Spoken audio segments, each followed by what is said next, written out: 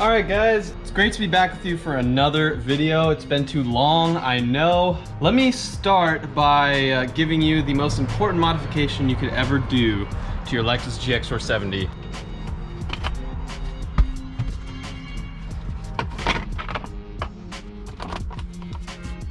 Right there guys, proper cup holders. So I needed to do a modification because I got a whole rear end tire setup thing, and that's really heavy and it puts a lot of weight on the rear of the car. And so I get this kind of Carolina squat deal, which I'm really tired of looking at.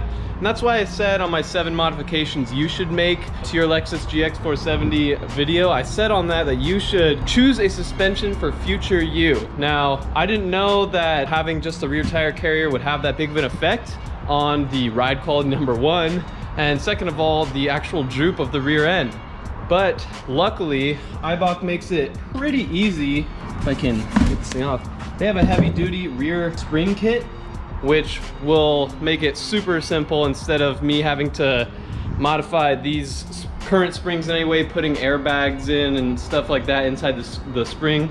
I didn't want to deal with any of that, so I'm really glad that Eibach has a ready-made solution. So today, we're just going to go in and install those HD rear springs. Let's start by getting the truck up in the air.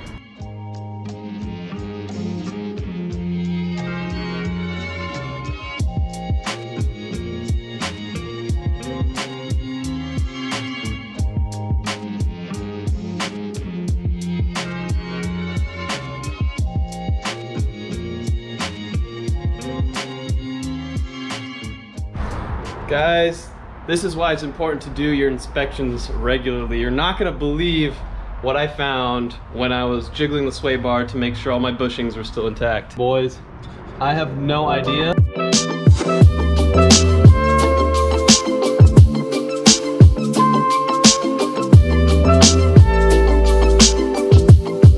This is too funny.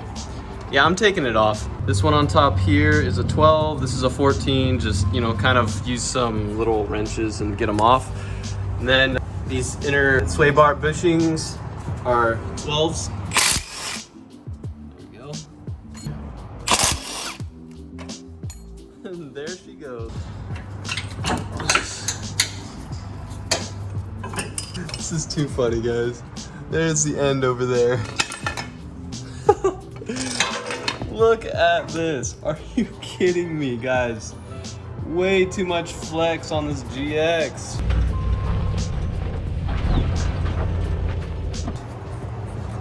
That's awesome. I was really wondering whether or not to get rid of these anyway for more flex off-road, and I guess my decision was already made for me.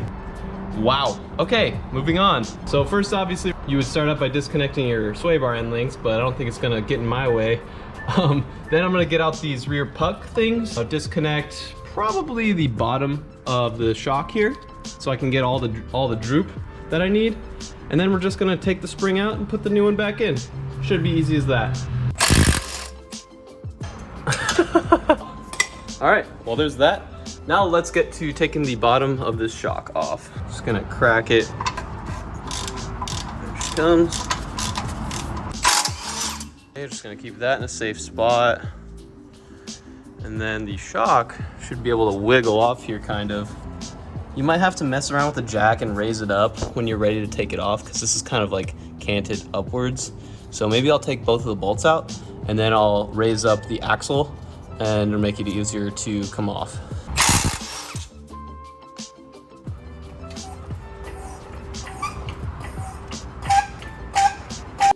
All right guys, I'm having good luck with the pry bar just kind of carefully fed in here and, you know, avoiding ripping the boot and everything. But I'm afraid I'm gonna bend this too much, as you kind of see the bushing getting smushed right here. So what I'm gonna do is just loosen this 19 on top a little bit so it can have a little more wiggle room here, and I'm not risking bending the shock.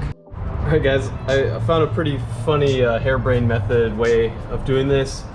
So I just put the 3/4 wrench down here, and I hooked my 19 to like a bigger wrench like this. And you kind of have to hold it with 2 hands so it doesn't slip, but that just basically braces against there. And then I'm able to easily bring it over like that. So this is a pretty good trick if you ever need some more torque. You can kind of hook your wrenches together like this to get a little extra shaft length. And I just got my pry bar here, carefully gonna pry on it. Hopefully this doesn't get too like bent up, so I'm putting side load on the shock, but see how it's kind of pointed up a little bit. That's what makes it kind of tough to get these off. All right, there we go. Okay, everything feels straight and everything. So we're all good on that. So this can kind of flex about that much without putting, in my opinion, too much side load on it. Do the same to the other side, and we're gonna keep going. All right guys, now basically just need to get this 3/4 bolt out of this puck at the bottom here, and that way I could slide the spring out this way. Update, you 100% need the backing wrench on the that nut under, I don't know if you can see it, right in there. So just back that, and then you should be able to get it off pretty easy. I think I pretty much have this side hand loose by now. Cool. So that's out, and I just have a washer and a nut underneath there that I really don't want to lose. And there it is. I'm just gonna throw this together as an assembly. I'm ready to lower the axle all the way down. Just keep an eye on these brake lines right here as you lower it. You don't want to stretch them. Okay, now I just need to push one side of the axle up, and I'll take one side out. All right. So just so you know, it's really helpful to have 2 jacks when you're doing suspension work. This one's here for safety in case the jack stands somehow fail. Basically, I'm just jacking this side up, push that side down, and make sure the shocks are out of the way and everything.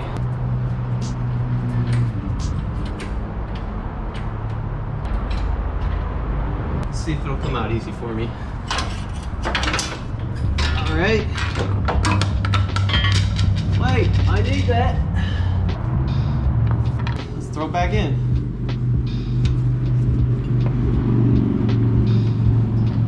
This is the HD spring. Heavy duty. Oh yeah, this is definitely a taller spring. And stronger, so I might get a little bit of a lift out of this actually. All right. That's how the HD spring works. And next, pretty much just gonna get the other side in and then put these pucks in, hook up the shocks, and then we should be home free.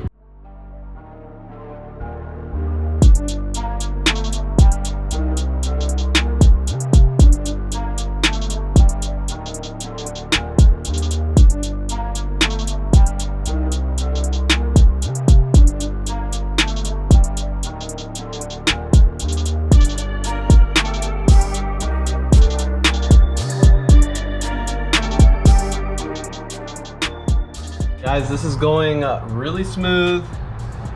Everything fits really nicely. Now I'm just gonna put these pucks in. Then what I'm gonna do is raise the axle up using the pumpkin with this jack and get some lithium grease or anti-seize on here to mount the shocks on. And I'm gonna jack it up a little bit till, you know, it's right around here, and then I can just slide the shock right on.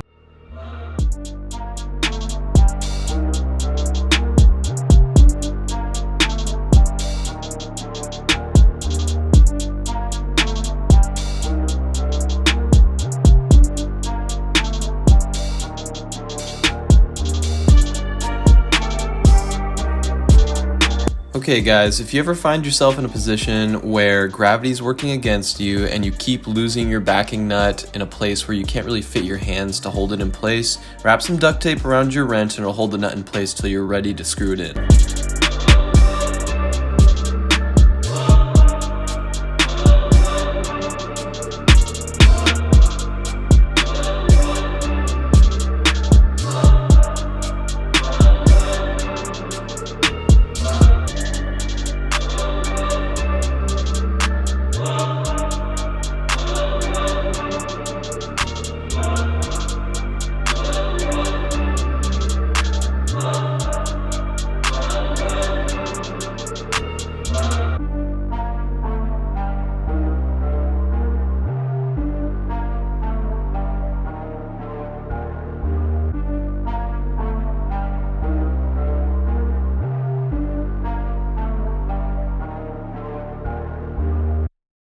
All right, guys, this was so worth it. It is so much nicer, guys.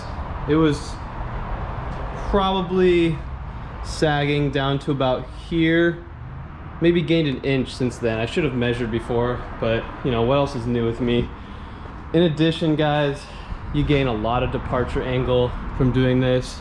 Overall, I'm just happy that now I'm finally level, because I was level when I brought the fronts up to the 3rd setting and put the bumper on, but then I put the rear tire set up, and then I got that Carolina squat. I also have this motorcycle, and it's got like a hitch mounted jack rack on it, and I could just imagine going down the road without HD rear springs. It would look like, you know, the front would be all up in the air, be getting horrible wear on those tires, and it just wouldn't be as safe, because that's where all of your steering and most of your braking gets done. So really happy with this modification, guys. I'll let you know how it drives. All right, guys, it looks 1,000 times better. And I'm not just saying that because I just washed her. See, this was literally sagging down another like 1.5 or 2 inches, something like that. It was way far down. I didn't even notice really how much that would affect how it drives. The first thing I noticed when I started driving the car is I have really nice light Lexus steering back. Something about changing the geometry must have messed with that, and it just feels so much nicer to drive now. So if you put any kind of weight on top of the car, for me, I just have a sleeping platform with some tools and equipment, but I think the main culprit is the tire carrier, which I'll do a bit of a review on in the future. I might do a tire carrier buyer's guide type of thing, just so you guys can go through the same journey I did without having to go through it yourself. But if you have any sort of weight on the back, or you plan on towing or anything, I'm super glad Eibach offers this. Looks really good, helping a lot more than I expected. I didn't even realize that the driving experience would be improved by it, but pleasantly surprised. Everything seems to be going great. Thank you guys for watching this video. We'll see you in the next one.